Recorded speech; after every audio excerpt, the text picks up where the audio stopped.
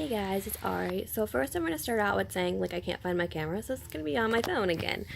Go figure. Probably a lot of my videos now would mostly be from my phone because I can't find my camera. Go me. And yeah, my hair is terrible. I'm well aware of the situation. I can't find my hair tie and I really didn't do it today besides the makeup because I just came back from work. And yes, those are dirty bottles right now because I just got finished feeding him and he's done for a nap. But I wanted to make I don't know if it's a quick video, but I don't know, I've just been seeing a lot of things on Facebook and social media and stuff since I've become a mom, because I like a lot of mom pages and mom groups and all that fun stuff. And I don't know, I just feel I feel like my opinion, even though it doesn't really matter, I kind of just want to put it out there for the general public, because I kind of fall in this weird category where, one, I'm 19, so I'm I'm a young mom, I'm a teen mom basically, but I also had a C-section, which, I mean, I don't mind talking about because it's my birth story and I'm fine with it. And for one thing, people obviously, not a lot of people, but most people, not that they bash teen moms a little bit because they just don't understand or whatever. And for instance, I read one comment on a Facebook or a YouTube video, and she was talking about how my parents must have disappointed me or it disappointed me in a way because they didn't teach me about birth control and things like that, and felt the need to let me know that she was ashamed of me basically for being a mom at 19. And then the other thing was C-sections, and I read a lot of some moms who believe that if they don't come out, I guess, vaginally, which is such a weird word to say, then you're not a mom. And that's such an interesting way to look at things, and this may be a long video, but I'm going to try and make it short and sweet by first addressing the whole C-section thing. So, and I could only say my story because I only know my birth story, obviously, and I've only had one baby. So I don't know what it's like to give birth the other way, just because mine was an emergency C-section because my water had been broken for so long. It was open for 11 hours. And so he could have been at risk for an infection, so I had to get a C-section. So it wasn't it wasn't an elective decision. It was more of I was told, you're getting a C-section because your water's been broken for too long. And like I said, I can only speak for myself because I don't know everyone's birth story out there. But at least for me in the hospital that I was at, I don't believe, I guess it was a cop-out is what I've heard, because I got cut bikini-wise, and if you don't know what that means, they cut you this way, not this way. So when they cut you open that way, at least for me, they actually pushed down on I'm going to go with either my stomach or, I don't know, maybe my uterus. Basically, they pushed down to push for me. So I felt the pressure of pushing, not so much the pain of it, but the pressure. I even remember them saying, here's his head, and, here's his shoulder and everything else, and, me, gasping for air because I felt like I had, a 200-pound man on my chest. And I don't know if I really see that as a cop-out. And at least for me, here's why. I was 19, obviously. And one, I was already scared of giving birth because I already had seen, TV shows and, statuses and things people saying they'd rather have their leg broken than give birth, and just seeing how painful it is on the TV screen with people screaming and they're crying, and it's this most excruciating pain, as if I don't know, you're being beaten alive. It's the only thing I can compare it to.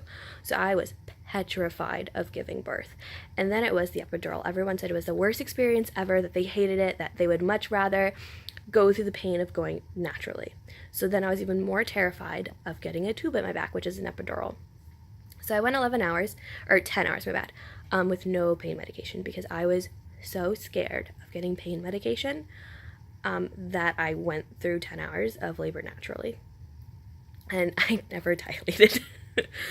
So I flopped around like a fish, and I was crying. I'm not going to say, birth was a breeze, because it wasn't. When I was in labor, it was painful, but it wasn't as bad as I saw on TV. And especially now looking back at it, I could totally do it again. But at the time, when my contractions were getting worse, I didn't know what to do. And then my birth plan was, if I couldn't make a conscious decision because I was in so much pain, then my fiance could. So he did. He told them to give me the epidural because I couldn't take the pain any longer, and it was actually putting my son Andrew in distress. So I ended up getting the epidural. And I started crying even more because I was so scared of how painful it was going to be that you could actually hear me outside. And like, I know that's such like a melodramatic thing to say, but like, I cry at like stubbing my toe. Like, I'm a very wimpy person when it comes to pain. So when you tell me you're going to put a needle in my back and then put a tube in my back, it freaked me out. Not to mention what I scared myself reading all the time while I was pregnant, like just scared me half to death. And so I got that only to find out I had to get a C-section. And I never had surgery before besides my wisdom teeth. So when they tell me I'm going to, one, be awake while they're cutting me open and taking out my child, but also that they will even really tell me this, but William was only in there while I was giving birth. Like when I was getting prepped for it and I was like being put in like this OR table, metal table thing, he wasn't in there. They actually strapped down my hands. So like you can't go like the other side of the curtain by accident and like I'm going to assume touch your insides. I don't know. But they basically strapped down my hands. And then once Andrew was born and he was like all checked out and everything was fine and went to the nursery, they told William he had to go too. So now I'm there by myself, awake, and I can hear them stapling everything together because I'm awake, and even though I can't feel it, it just sounded miserable. And I don't really know if that's copping out. Like I said, I don't know what natural birth feels like just because I didn't go through it. But I feel like both in their own way are equally painful in a way.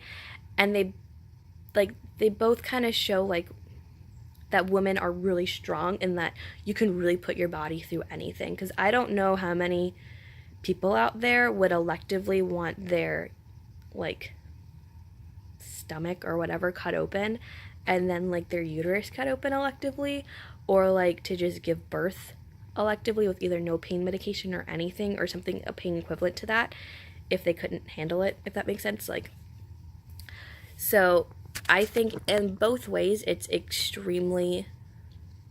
fascinating, I guess, extremely fascinating, and it shows how much your body can really take as a woman. And I don't know why people think that it's a cop-out. Like I said, I feel like for me, I didn't cop out. I feel like I just took a different approach. Like, instead of me pushing, they pushed for me. And I think that's fine. And, you know, even if you get it done electively, like, that's like your decision. And, like, what I don't like, and the other thing I just struggled with being pregnant, was everyone telling me, like, negative birth stories or telling me what to do when I was in birth. Because ultimately, if you are watching this while you're pregnant, it's your decision. And, like, what's comfortable for you. So, like, for instance, if being comfortable for you is, like, being on a yoga ball, which I did. I bounced on a yoga ball. Then do it. Who cares? It doesn't matter, because as long as the end of the day, like, your baby's in your arms, it's all that matters, right?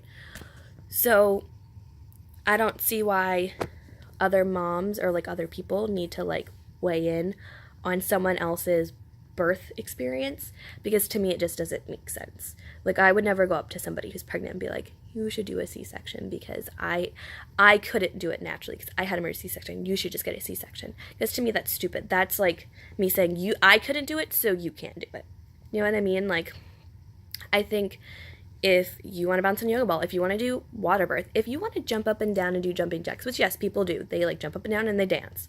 I've totally read that before. Then do it. Whatever comfortable for you, then do it. And don't let anyone tell you that you're less of a mother because you chose to do a C-section or naturally or with a lot of pain medication, with no pain medication. That is your decision, no one else's.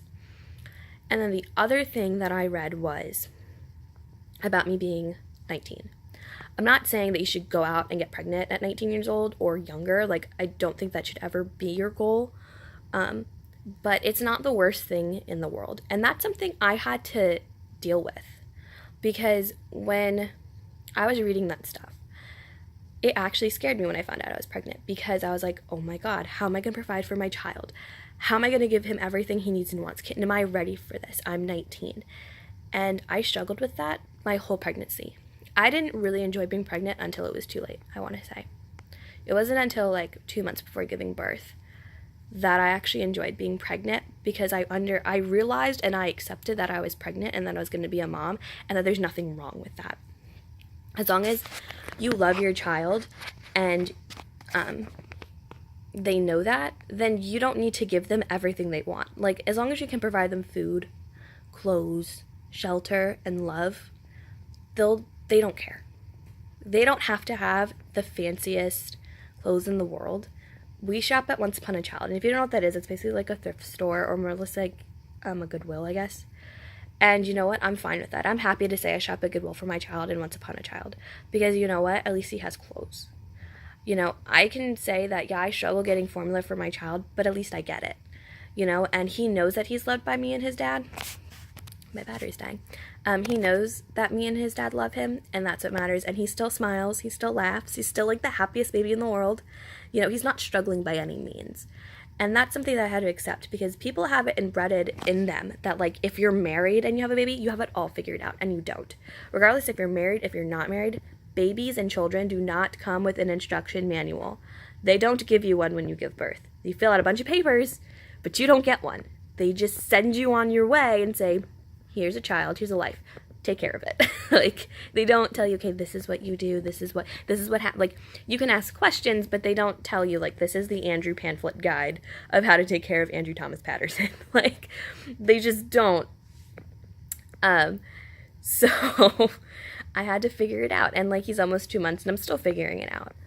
But I don't think I'm failing as a parent. I think there's days I wake up and I think I'm not a good mom, but at the end of the day, like, when I see him smiling and laughing, I know that I've done something right every day. And for the people who like to say that, you know, I should have used birth control, here's the thing. I'm going to be honest. I didn't use birth control. I was under the impression that if I tracked my period, I wouldn't get pregnant, which is obviously wrong. But I do know tons of teen moms who got pregnant on birth control. That's not the answer sometimes. And yes, it's always, well, there's abstinence. Why do you have to have sex?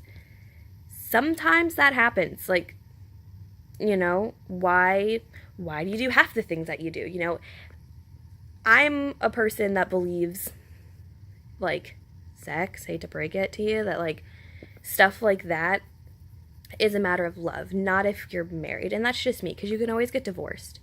So that's always what I struggled with, was why would I save it for marriage if I could get divorced?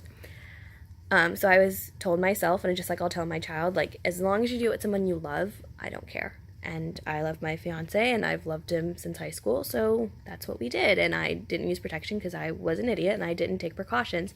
But there are moms out there who still use birth control, and it happens. So saying that birth control is the way to do it is wrong. Like, it just doesn't happen. Like, sometimes it fails. Sometimes you have moms like me who just, it wasn't a forethought in my head. I thought that it would never happen to me. Was that a stupid thought? Of course it was. But you know what? I'm here now, and I've learned from it. I don't regret my decision, and I don't regret my child. And like I said, I don't think he is struggling in any way. I don't think he is, you know, missing out on anything. So, I don't know. I just kind of want to put that video out there because, like, I've struggled with this a lot. And it's a lot of internal, and, like, even though you don't think you're hurting someone's feelings, or you think you're just stating your opinion because you know what's best because you may have the perfect life, you are, because it, at least for me as a mom, as a young mom, it makes me question myself every day. And, like, I feel like there's times where I just don't feel like I'm a good mom because I read all these things on social media where it's like, you know, oh, well, my child got this, and, like, they have all these career jobs, and they're like, this is what happens when you're a teen mom. Like, see, like, you know, they say, well, this is why that child's in, like, jail, because his mom was a single mother and was young and was stupid, so they end up in jail, which is such a stupid thing to say. And it hurts other people's feelings, for one thing, so you don't care, and two, it's just not true. Like, to me, it doesn't matter if you're a young mom, an old mom, like, I don't know, like, when you're a mom, you're a mom. That's just my opinion. So I don't think it matters how old you are. I think as long as you raise your child to be respectful and to be a kind, decent being of society, then you're doing fine. And if you are pregnant and you're young, the only advice I could really give you is, one, don't let anyone tell you different, because you should definitely enjoy being pregnant. Like, you may not get a chance to do again, I don't know, or you may decide that this may be your only kid, and you should just enjoy it. And regardless of what you do afterwards, whether you give your child up for adoption or you keep it, that's completely up to you. Because that was another thing. Like, I got bashed because I wanted to give my child up for adoption in the very beginning. And I ended up keeping him, and I don't regret that. But I did see a strange twist in people from when I said I'm giving him up for adoption to I'm keeping him. And again, that is entirely up to you. You do not let other people tell you that you can't give your child up for adoption and that you're a horrible mom if you do that, because you're not. You are making a decision that's best for you and your child. And at the end of the day, that's all you can do, is make a decision that is good for you and your child. Not for your mother, not for the person who's like commenting on your Facebook status, not for your friends, not for your dad, grandparents, aunts, uncles, boyfriend, husband, whatever. It's you and your child. And at the end of the day, that's all that matters. So, and to me, what also matters is if you do decide to keep them and you're a young mom and you're struggling and you don't know if you're doing things right, my question is, do you love them and do you show that? And if the answer is yes, which I'm sure it will be, then you're doing fine, because they'll know. They don't need to have everything they want to know love. You just have to spend time with them and give them all the hugs and kisses and snuggle with them and I don't know, just show them love. And then to me, you're a pretty good mom. That's all you can do.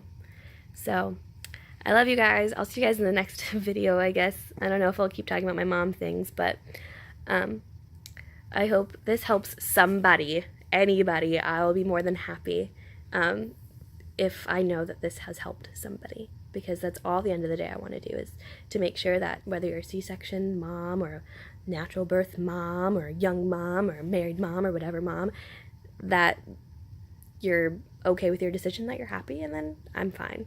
If you're struggling with something, then it's good to know that maybe I helped out. But I don't know, maybe my opinion's just stupid. But to me, I don't know. I thought I needed to put that out there because I've just been reading so much negativity and I just couldn't take it anymore, because there's so much negativity in this world, you don't need to add to it. And mom bashing is just the worst thing you can do. It just doesn't help the situation. It only tears other moms down. And there's no reason to tear each other down when the rest of the world is falling apart. Alright, I'll see you guys in the next video. Bye!